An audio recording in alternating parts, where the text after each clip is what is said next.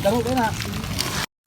Magandang araw mga master. Ngayong araw nga pala ay padulong pala ako sa port ng Clarin Buholot. Ang agi ko dito ay nakitaan ko yung aw-aw at pag agi ko rin dito ay may tumabok din na mingming. Pagdating ko dito ay nakaabot na pala ako sa pinagplanuhan ko ngayong spot at dito pagtingin ko dito ay may mga namimingwit na rin dito na nauna sa akin. Sinusubay ko sila dito ay wala pa po sila daing huli kaya napakalain ng panahon, napakabalod at saka lubog-lubog yung tubig dito sa gilid. Kaya hindi na ako nagpadugay-dugay, kinuha ko na dito yung aking mga kagamitang pandirigma. Andam ko at iniredy ko na dito para makapagsugod na ako sa pagpangawil. At dito bumaktas na ako dito para makahanap ko ng pwesto at dito ako papwesto sa na may haligi ng gitayan nga poste. Susubukan ko at susulayan ko kung makakahuli ba kataya talaga ako dito ng isda. Kaya dito sa mga puntong ito ay pinakaramdaman ko wala. Kaya bumakod ako dito at bumalhin ako nang hanap ako ng laing pwesto at pagtingin ko dito ay napakalubog talaga ng tubig. Makakahuli ba talaga kaya ako ngayon ng isda na fish? At pagbira ko dito wala dyong fish na nakuha, walang isda na nakuha kaya bumalhin na naman ako dito at tamang paon-paon ako dito at hinagis na naman doon sa tubig. At sa mga puntong ito ay may biglang kumagat. Binira-bira ko dito. Pagtingin ko dito wala mang gihapong nakuha.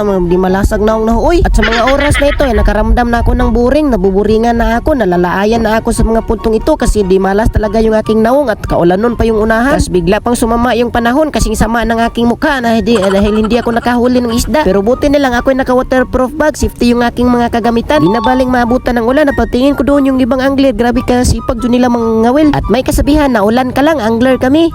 At pagtigil ng ulan ay nakajakpat na pala ako dito ng isang good size na grouper kaya agad-agad ko nang itinukbo ko dito hindi ko pinasaylo sa aking kamot hinawakan ko talaga ng maayos. At pagkatapos ay agad-agad kong isinuli sa may-ari kasi hinahanap na niyang kiyang isda. At sa mga oras na ito sa wakas may kumagat na rin sa aking kawil kaya excited na ako dito, hinihila ko na dito at pagtingin ko ay ako'y nagtataka at natitingala kasi bakit bumuburot itong isda na ito. Grabe naman ito, minsan nga lang naman makahuli pero bakit ganito pang klaseng isda na parang bula. Kaya pinasaylo ko muna, initsa ko muna dito at naguntol-untol pa talaga siya. At sa mga puntong ito ay sumubok pa ako. Nilabay po yung kawil ko dito kasi nagbabakali pa ako na makakuha pa ng isda. Pero sa di ko'y nakala ay may naglalambat dito. Grabe naman itong mga taong ito kasi kahit nakikita nila na may nangangawil ay nililibutan nila yung aming spot dito ng mga lambat. O ana, uuwi na ako dito. Nang luluhod na ako, manghihipos nila mga ako. Oy.